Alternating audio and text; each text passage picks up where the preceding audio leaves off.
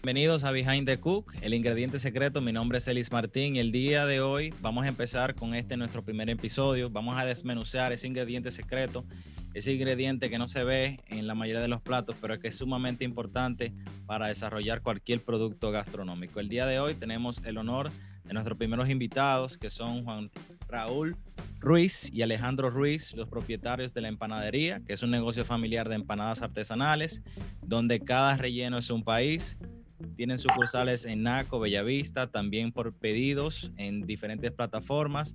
Están posicionados y venden sus productos de manera congelada en Farmaconal, City Market, la Superplacita y otros lugares.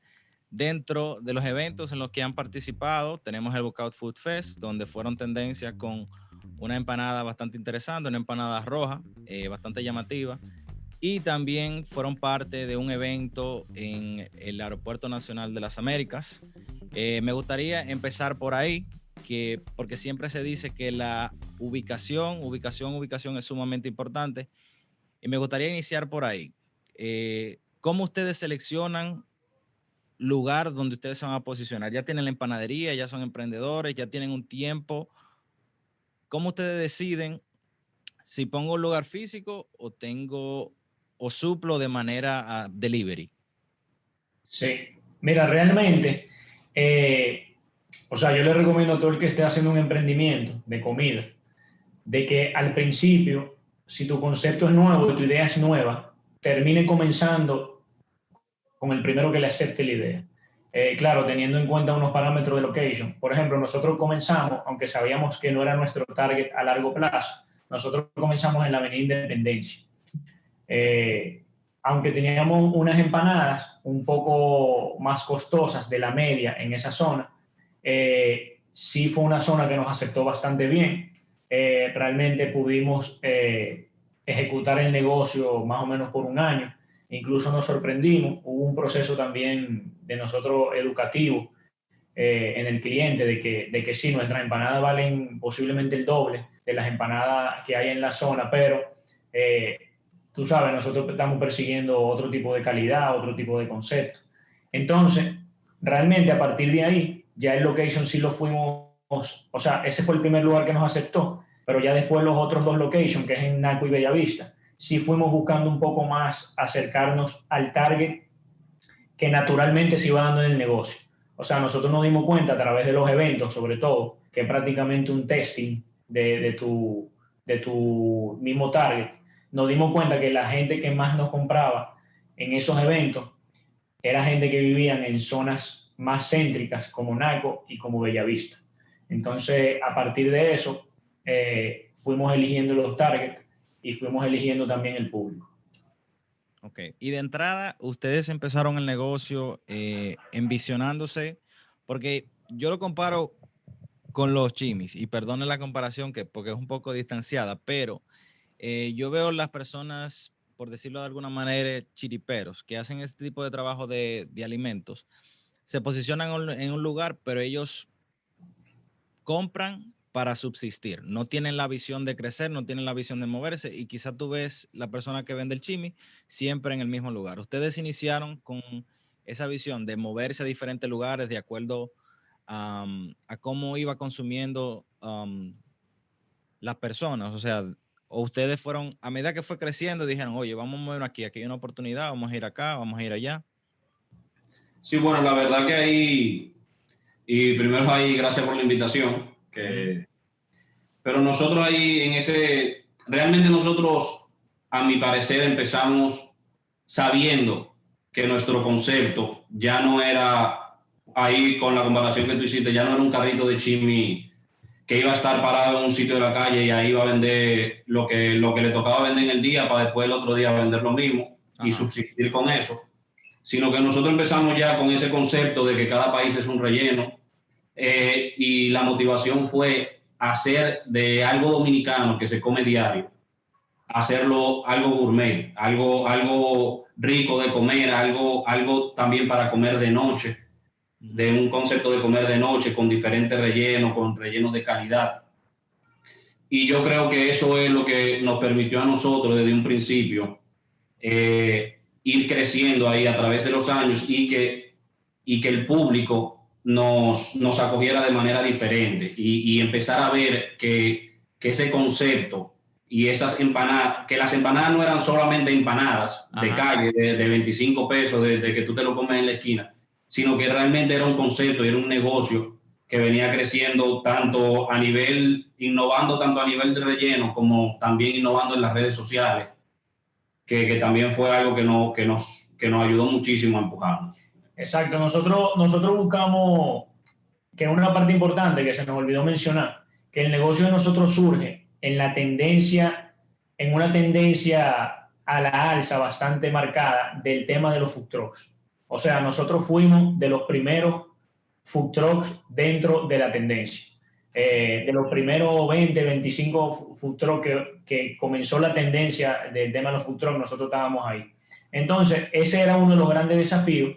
Por eso te digo que nosotros comenzamos la independencia, porque realmente nosotros fuimos el primer food cart dentro de un parque de food truck. Es decir, cuando existían todos los food trucks que pagaban rentas de $1,000, $1,500, para nosotros eso era imposible. Entonces, la idea de nosotros fue reducir el tamaño del vehículo de donde íbamos a vender y entrar a los parques de food truck a un menor precio. Entonces, al principio fue un poco cuesta arriba porque todos los food trucks tenían contratos, todos los parques de food truck tenían contratos para food trucks. Pero realmente, en la Avenida Independencia, Food Truck World, ellos realmente, nosotros les agradecemos mucho porque ellos nos dieron la oportunidad de entrar con un food cart, no con un food court, no con un food truck. Entonces, el food cart nos permitió realmente expandirnos más rápido porque nuestro costo de hacer el vehículo era menor, nosotros pagábamos menos renta porque estábamos vendiendo un producto que nosotros estábamos buscando el volumen. Pero nosotros realmente, es importante decirlo, nosotros nos montamos en la tendencia de la evolución del street food a través de gente como Ofos, gente como Rodolfo, gente como el mismo Elisaúl con los jefes, gente como Mano Pancook, gente como Chagui de Chaguarma. O sea, nosotros fuimos creciendo junto a ellos en una tendencia que estaba ocurriendo en la ciudad. O sea, nosotros vimos una tendencia y nos montamos en ella. Ese fue el inicio realmente de la empanadería y nos montamos con ese concepto, con bajar los costos de renta, bajar los costos de elaboración del vehículo de venta para poder expandirnos más rápido.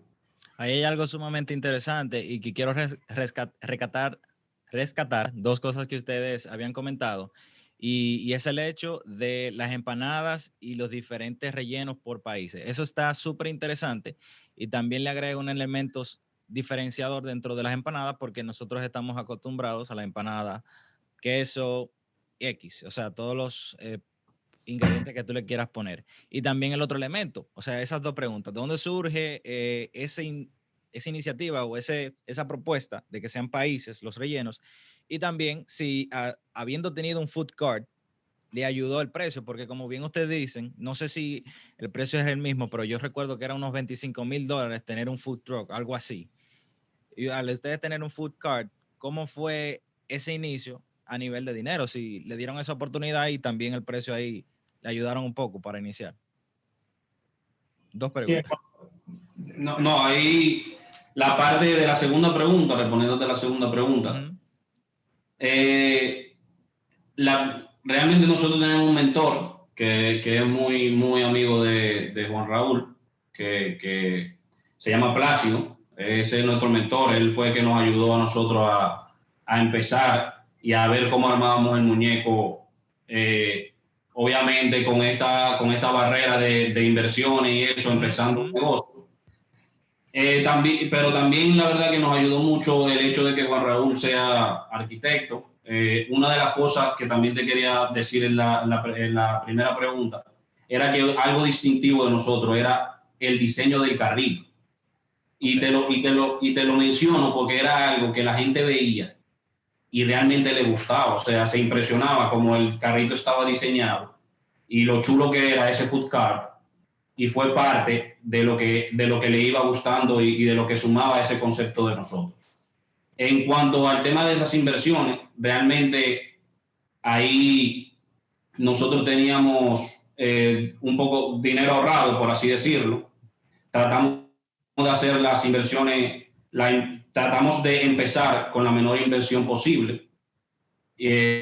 Todo esto relacionado a todo esto que te dijo Juan Raúl anteriormente, que era el hecho de un food car, de no un food truck, porque un food truck pagaba $1,200, el depósito de un food truck son $3,500. Entonces todo ese tema de inversión fue lo que nos hizo ir viendo y analizando cómo podíamos entrar ahí sin una inversión alta, y ahí se dio el tema del concepto food car, como dice Juan Raúl. Exacto, nosotros realmente, como dijo Alejandro, era buscar cómo distinguirnos, primero con un concepto gastronómico, del que cada país es un relleno. Eso viene realmente de una idea familiar de todos hablando, porque cabe decir que la empanadería es de recetas familiares, las recetas son de nuestra madre, María Lauría, que pieza súper importante en el negocio de nosotros, porque es la que elabora todas las recetas de los productos de nosotros. Y a partir de ahí nosotros, tú sabes, tenemos la plataforma de nuestra mamá, que es el conocimiento gastronómico, además de que Alejandro también había trabajado en eso, en toda la parte de producción. Entonces, estábamos buscando un concepto diferente. Nosotros buscamos 3 o 4 maneras de diferenciarnos de lo que existía en ese momento en el mercado, que todo el mundo vendía empanadas con sabores tradicionales, como tú mencionaste. Nosotros dijimos, ¿cómo nos vamos a distinguir con los sabores? Bueno, diciendo cada país es un relleno. Nosotros elaboramos el concepto de los países. Entonces, ahí nos diferenciamos gastronómicamente. ¿Qué es lo otro diferente? Nosotros hacemos nuestra propia masa, ingredientes y salsa. Nosotros salimos al mercado con esas 3 cosas independientes. ¿Y qué es lo otro diferente? Nosotros no vamos a salir con el clásico carrito de acero inoxidable que se para en la calle, que vale 45,000 pesos, sino que nosotros vamos a diseñar nuestro propio carrito, ya obviamente aprovechando que yo soy arquitecto. Yo estaba trabajando en una firma de arquitectura mientras Alejandro estaba trabajando en una empresa de mercadeo, y después de ahí era que nosotros íbamos a nuestro negocio, pero con ese conocimiento arquitectónico fue que nosotros logramos ese carrito. Y entonces fíjate que ya nosotros salimos con un branding, que realmente todo el que vendía empanadas no tenía branding.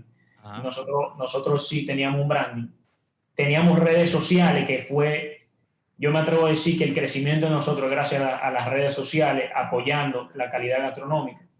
Y lo otro fue el tema de que el branding siguiera también físicamente en la franquicia y que se sintiera como una franquicia. O sea, lo que tú estás viendo en las redes es lo que tú estás viendo en la realidad. Esa fue prácticamente la manera de nosotros diferenciar. No, y de verdad que cuando uno ve el stand de ustedes, se ve diferente, o sea, y es muy bien como tú lo mencionas, se distingue bastante a la empanada de calle que uno se acostumbra y ya como que le da un realce y un toque totalmente distinto. Aparte también de que los ingredientes, hay un aspecto cultural y muchas veces cuando se habla de cocina se habla de cultura, y eso ustedes también le pusieron ese icing on the cake en ese caso. Otra cosa que para mí es importante y me llama la atención es el caso de las empanadas, porque tienen ingredientes que son bastante perecederos. Entonces me gustaría saber cómo ustedes manejan esos retos de control de inventario, de cómo ustedes manejan las pérdidas en los casos que tengan. Porque, por ejemplo, a la hora de ustedes posicionarse en supermercados, su producción me imagino que aumentó, y también la venta en los locales que tenían. Entonces, ¿cómo ustedes están manejando los inventarios? Mira, el manejo de inventario, te voy a hablar un poco desde que comenzamos. Nosotros también comenzamos como este concepto era algo de noche y era algo que uno tenía, como tú bien dices, teníamos que tener inventario al principio. La verdad es que mucha gente, y yo mismo cuando empecé, tenía la idea de que la empanada tenía que ser hecha al instante para que sea totalmente fresca. Yo no sé si tú sabes que tú vas a un carrito de empanada normal de día, y él te hace literalmente la empanada ahí mismo, porque él tiene el arito hecho ya, y te echa el relleno que tú quieres y ahí te fríe la empanada. Entonces, al principio, eso era un miedo que nos daba a nosotros, porque nosotros no podíamos hacer eso, porque eso era tener una persona extra en el carrito que hiciera las empanadas, porque el tema de los food trucks no es como tú estar en la calle. En la calle tú llegas al carrito y nada, y te preparan la empanada, tú no tienes un rush, tú no tienes una hora exacta donde la gente va a comer, y nosotros le damos un food cart de 6 de la tarde a 12 de la noche, que a las 8 de la noche era el rush del parque, que es donde todo el mundo quiere cenar. Entonces imagínate tú, Juan Raúl es ahí de runner, y yo haciendo una empanada de cero con un disquito de todos esos rellenos que nosotros teníamos, que son 15 países aproximadamente. Entonces, ¿qué nosotros hicimos? Nosotros, junto a mi mamá, como dijo Juan Raúl, que realmente es la dueña de toda esa receta y la dueña de la masa, nosotros dijimos, vamos a tratar de hacer una masa que dure en el tiempo y que dure congelada, y que dentro de esa masa la calidad de los alimentos perdure. La verdad es que lo logramos. Nosotros manejamos un inventario de congelados en el parque. Es decir, yo mando semanalmente, 1 o 2 días a la semana, yo mando empanadas. O sea, tenemos un centro de producción, y del centro de producción sale a distintas sucursales de los distintos supermercados. Pero nosotros eventualmente comenzamos en nuestro propio hogar. Después, ya con el crecimiento en las redes y la venta de los locales, realmente también el COVID aceleró muchísimo nuestras ventas, porque claro, nos dio la oportunidad de sacar una línea de congelado que sale espontáneamente del COVID. Pero realmente con ese impulso de venta, nosotros tuvimos que automáticamente pasar a un centro de producción, que es el que tenemos en Bellavista, que también es nuestro nuevo punto de takeout y delivery. Y entonces, del centro de producción se distribuyen a los locales, que es el mismo Bellavista y el mismo Naco, y a los distintos supermercados, que está el Supermercado Nacional, Farmacias Carol, City Market, La Placita, en La Romana también, y en Punta Cana. Exacto, ahí también, para seguir con la idea, como te dijo Juan Raúl, nosotros semanalmente entonces mandamos, porque tampoco es que una empanada te va a durar 1 semana y media en el parque, porque esas son las que se comen congeladas, entonces, la cocinada, perdón. Entonces, nosotros mandamos la cantidad que se va a acabar en aproximadamente 3 días como máximo. Es decir, yo mando tal cantidad de 3 quesos o tal cantidad de la empanada española. Ya yo sé que en 2 o 3 días yo voy a tener que volver a suplir mi parque o cualquiera de mis sucursales. Okay. En el caso de los congelados, el inventario lo manejamos con una persona que es el merchandiser de esta parte. Nosotros tenemos un merchandiser que es el que maneja los inventarios de todos los supermercados donde estamos y de todos los partners donde estamos. Como te dijo Juan Raúl, ahí el Nacional, Farmacia Carol, la tiendita ABS de La Romana y la placita aquí en Santo Domingo también. Ya esos inventarios sí los manejamos a través de un merchandiser. El merchandiser hace inventario semanal y visitas semanales para colocar productos, para hacer inventario. Y semanalmente también vamos supliendo según se vayan a acabar. Okay. Y esa es prácticamente nuestra gestión operativa para poder suplir el negocio constantemente. Es decir, nosotros sabemos en las sucursales donde salen delivery, sabemos el tiempo que va a durar esa mercancía, que ya sabemos que son 1, 2 o 3 días, y en base a eso basamos nuestra producción, y también ya con el tiempo que tenemos en los congelados sabemos el nivel de rotación para poder seguir produciendo. Eso está sumamente interesante, que ustedes ya tienen tiempo haciéndolo, pero que sepan el tiempo de vida útil de cada uno de sus productos, porque no es lo mismo como perece el queso, como perece la carne, y así sucesivamente. Rescatar varias cosas que habían dicho anteriormente, que para mí como cocinero es bastante interesante, y para todo el que cocina, el hecho de que ustedes produzcan su propia masa, salsa y relleno, tiene también muchísimo valor, y para nosotros, para mí como cocinero y para todo el que cocina, eso es sumamente importante, porque la mayoría de las personas lo que hacen es comprar la cosa empaquetada, ensamblar y vender. Ustedes están haciendo un trabajo adicional y que también le da un valor agregado al producto.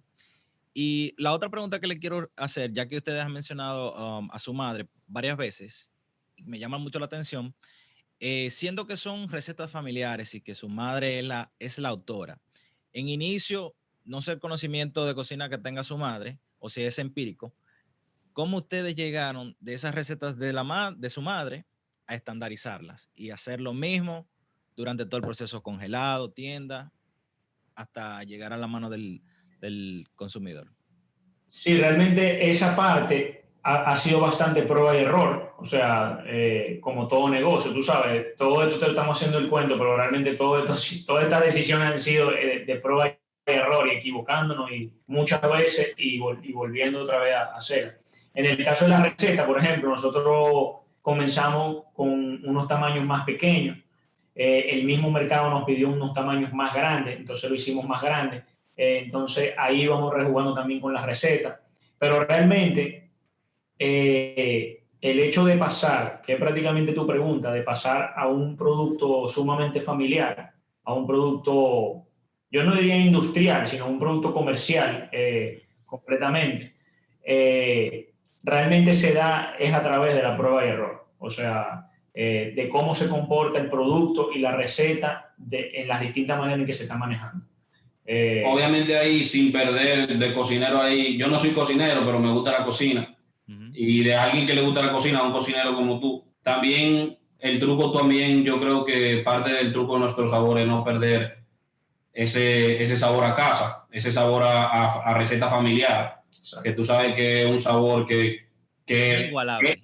Exacto, que es inigualable, es el sabor que nos gusta a nosotros, y el reto que tuvimos es ver, dándole unos toquecitos, a ver cómo le gustaba al público, pero la verdad que lo hemos logrado que cada receta sea familiar, pero a la vez comercial, se podría decir, y que vaya gustándole a todos los paladares también dominicanos.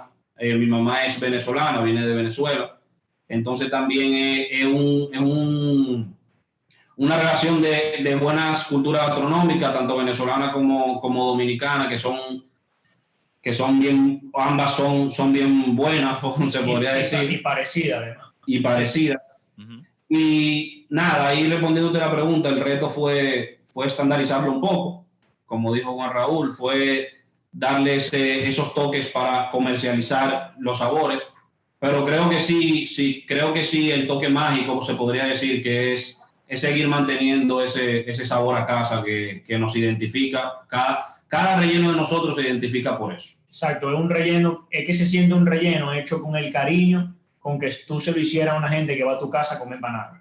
Ese es nuestro objetivo. O sea, que la empanada que llegue al Nacional de Punta Cana, que es donde más lejos llegamos, pueda realmente sentirse igual como si saliera esa empanada de la casa, de la cocina de nosotros. Ese es nuestro reto. Realmente eso ha prolongado un poco el hecho de automatizar 100% en la producción del negocio. Te tengo que ser 100% sincero en eso. O sea, el hecho de que es una receta tan arraigada a la familia, ¿no? Ha hecho que el proceso de automatizar eso sea un poco más lento. Porque así mismo como tú me estás preguntando la cosa buena, me gustaría que la gente escuche los retos que hay en la automatización de recetas familiares. Entonces, realmente, ese ha sido el tema de automatizar el tema de la receta familiar, ¿no? Sí, no solo eso, también que es importante ahí destacar y con un poco con lo que dice Juan Raúl. Por ejemplo, en este tema de automatización de recetas y eso, está el tema de nuestra masa. Nuestra masa, déjame decirte que nosotros hemos tratado de comprar máquinas automáticas de hacer para hacer empanadas como cualquier otra empanada. Ajá. Para yo poder hacer 200 empanadas por hora, etcétera. O sea, de esas máquinas ya automatizadas. Y la verdad es que ninguna la hemos podido utilizar. ¿Por qué? Porque nuestra masa tiene un toque, que es lo que para mí la diferencia, que hace que la masa no se adapte a estas máquinas.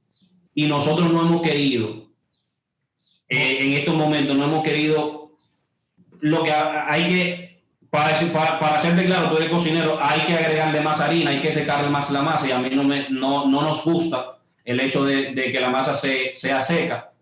Y sí, se convierte en otra cosa. Se convierte en otra cosa totalmente, sabe menos artesanal. O sea, es una decisión importante, realmente, porque es la decisión de tú cambiar tu toque que te ha llevado hasta donde estás por industrializarlo, ¿no? Entonces, nosotros realmente nos hemos mantenido, en vez de, incluso hemos perdido inversiones, hemos perdido buenas inversiones en las máquinas de automatización, pero realmente no hemos podido brincar a la automatización 100%, sino que hemos tenido que entrenar prácticamente a nuestro personal, y el crecimiento de nosotros ha sido paralelamente al crecimiento del personal de nosotros en producción.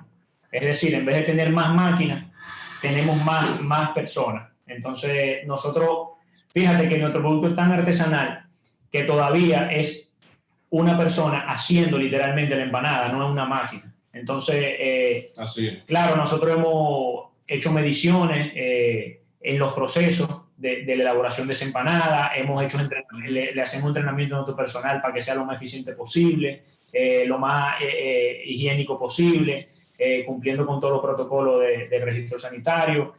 O sea, todo eso es lo que ha hecho que nosotros podamos seguir vendiendo la empanada hoy en día, que fue la primera empanada que nosotros sacamos hace 3 años, en el 2017, 4 años. Sí, que yo creo que es algo esencial, mantener, y es algo que pasa mucho en los negocios, que empieza con un producto y al año, 2 años, no pueden aguantar todo lo que conlleva tener ese producto artesanal.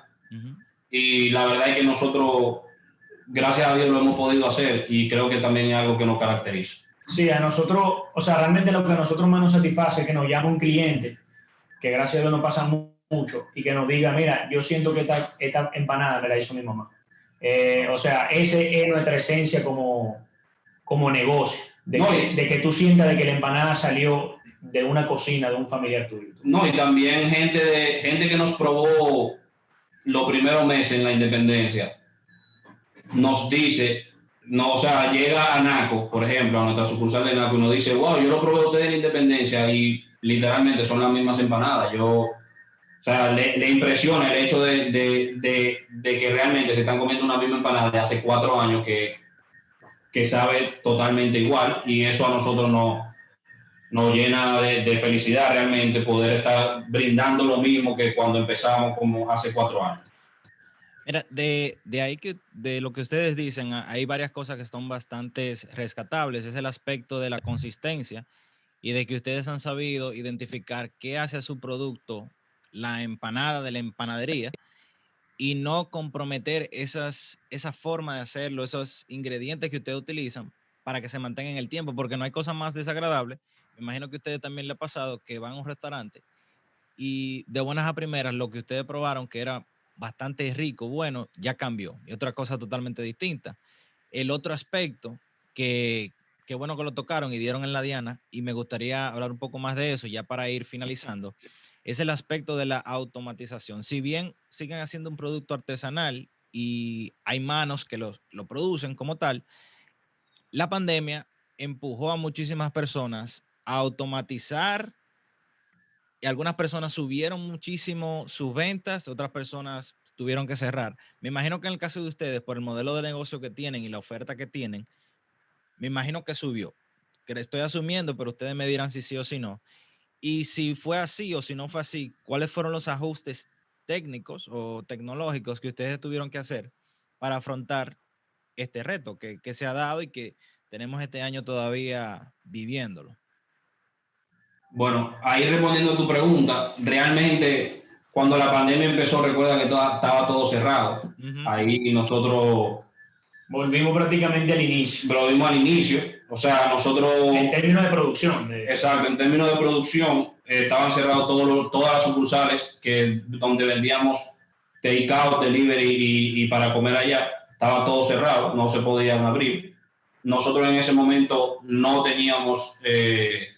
la línea de congelados, por lo que en ese momento Juan Raúl y yo nos sentamos, los dos en la casa con mucho tiempo ahí hablando, y nos sentamos y dijimos, mira, nosotros tenemos un inventario en las sucursales que nos sobró de cuando cerramos en pandemia. Vamos a ver y vamos a tirar un menú literalmente por WhatsApp y vamos a ver si la vendemos para salir de ese inventario y que no se dañen las empanadas. Bueno, ¿qué te digo? Nosotros tiramos un menú, hicimos un menú con nuestra línea gráfica, lo tiramos por WhatsApp a amigos conocidos y las empanadas se vendieron, sin decirte mentira, viejo, en el día siguiente ya estaban, la gente me estaba pidiendo de a 20 empanadas, nos pedía de... O sea, se volvió una locura. Realmente nosotros, esa línea de congelado fue una locura y fue en plena pandemia. Fue tan así que entre esos clientes que nosotros logramos captar, estaba el dueño de la farmacia Carol, que le agradecemos muchísimo, porque fue tan espontáneo como que, wow, mira, llegaron tus empanadas, nos encanta, realmente la está pidiendo mucha gente, nosotros queremos tus empanadas en la farmacia Carol. Y entonces ahí realmente que arranca nuestro negocio formalmente de las empanadas con nuestra línea de congelado, porque ya ahí nosotros procedemos a formalizar ese negocio y a volverlas unas empanadas empacadas al vacío. Entonces, respondiendo a tu pregunta original, o sea, para nosotros da ese salto de automatización en la parte tecnológica. Tuvimos que, primero, que una parte importante aquí, que no lo hemos mencionado, uno de nuestros socios, un gran amigo de nosotros de la infancia, que es Oscar, se encarga de toda la parte administrativa y financiera. Entonces, como tú lo mencionaste, tuvimos que hacer ajustes precisos en la parte administrativa, es decir, en los costos de los productos, en los costos de los paquetes, y entonces aprovechamos este tema de la pandemia para realmente, porque tú sabes que con el rush pre-pandemia la gente no se sienta a diseñar el negocio. Ajá. Realmente nosotros nos sentamos los tres, los cuatro, mi mamá, Oscar, yo y Alejandro, y buscamos optimizar todos los costos con los precios. Después de eso, sacamos formalmente la línea de congelado y entonces también hacemos una automatización en la parte de empacado al vacío y todo salía empacado al vacío. Entonces, se podría decir que hicimos ajustes económicos, hicimos ajustes en el branding y en el empaquetado, hicimos también ajustes en los canales de distribución, es decir, en cómo distribuíamos de manera estandarizada nuestro producto a las distintas sucursales. Como te digo, esto se oye muy bonito, pero al principio... Sí, prueba y error. Y al principio, por ejemplo, nosotros nos gusta mucho empaparnos en nuestro propio negocio. Y antes, por ejemplo, de mandar a una gente a llevar mis empanadas, Alejandro y yo la llevamos por 6 meses, tú sabes, a ver cómo se comportaban las empanadas, cuál era el proceso, porque nosotros éramos nuevos en eso. Cuál era el proceso de entregar un producto en una farmacia, de entregar un producto en un supermercado. Y empaparnos de eso para poder transmitírselo a nuestros empleados, ya. Que ya tenemos más o menos un equipo de 10, 12 personas. Entre producción, mercadeo, la parte administrativa. Entonces, nosotros, esa es otra cosa, de que una respuesta a esa pregunta, de que parte de la automatización es conocer tu proceso. O sea, conocer qué hace tu negocio y cuáles son los procesos que necesita tu negocio. El dueño tiene que saberlo. No tiene que hacerlo porque tú sabes que todo el mundo está apuntando a eficientizar su tiempo, pero sí tienen que conocerlo mucho. Y en el caso de Alejandro y mío, realmente lo hacemos por un tiempo y después lo vamos delegando. Que realmente esa debe ser la visión de todos, o sea, conocer, empaparse de cómo funciona tu negocio y después ir delegando. Y ahí quiero hacer el pivot ya para finalizar. Una parte sumamente importante de cada negocio a la hora de crecer es el capital humano. Y ustedes ya me habían mencionado los colaboradores, que han ido agregando colaboradores, pero ¿cómo ustedes eligen colaboradores y cómo los van poniendo esa filosofía, ese pensar de esto es artesanal, esto se hace así, así, así? ¿Y qué personas, cuál es su proceso de selección? Porque esa es quizás una de las cosas más complicadas de tener cualquier negocio, el capital. O sea, de seleccionar los puntos de venta, tú dices. De seleccionar los puntos de venta y quiénes van a estar ahí. De seleccionar el personal que trabaja con nosotros. Mira, nosotros tenemos una cultura, como tú has escuchado aquí a medida que estamos hablando aquí en el podcast, de que es bien familiar. Nosotros tenemos esa cultura familiar, esa cultura es la que le tratamos de pasar a nuestros empleados. A nuestros empleados. Nosotros tenemos la suerte de que dos empleados de nosotros, no, dos o más, de 2 a 4 empleados de nosotros ya tienen más de 2 años con nosotros. Okay. Entonces, eso primero nos dice muchísimo a nosotros, nos dice que realmente estamos haciendo las cosas bien, que ellos se sienten a gusto en el trabajo donde están, que la cultura organizacional les gusta, los identifica. Y respondiendo a tu pregunta de cómo transmitimos eso que nosotros queremos enseñarle y empapar a nuestros empleados de eso, es eso. Nosotros yo creo que nos enfocamos en lo familiar, nos enfocamos en conocerlos, nos enfocamos en que nos vean como parte del equipo. Ellos me han visto a mí, han visto a Juan Raúl con ellos friendo, nosotros relajamos con olor a empanada, llegamos a nuestra casa con olor a empanada y ellos lo saben. Como te dijo Juan Raúl, nosotros al principio siempre tenemos 6 meses donde nosotros nos empapamos al negocio, donde ellos ven. Es muy bueno que tu empleado te vea haciendo, por así decirlo, lo que él va a hacer o lo que él hace, para que él vea que que tú te has involucrado 100%. Que tú te has involucrado 100% y que tú conoces lo que estás haciendo. Y eso tiene eso tiene un valor intrínseco también, porque el empleado se siente tan identificado con el producto que está vendiendo, que lo conoce bastante y lo conoce tanto como tú. Entonces, eso él lo expresa en tus diferentes puntos de venta y en tu canal de distribución. O sea, cuando tú te encuentras, por ejemplo, con Franklin, que es un otro empleado, con Ángel, que tienen 3, 4 años con nosotros, él te puede explicar una empanada como si fuera yo. Él te puede explicar mi concepto como si fuera yo. Eso lo hemos logrado a través de primero, la conexión con ellos, del equipo, que incluso, lo aceptamos incluso hasta en nuestra casa, se sientan con nosotros. O sea, es un vínculo familiar, como te digo. Y eso ellos lo logran transmitir a los clientes, que al final también es lo más importante, de que esa misma cultura la gente sienta. O sea, cuando tú hablas, por ejemplo, con Franklin en la sucursal de Naco, tú vas a sentir que él te habla como si fuera tu primo.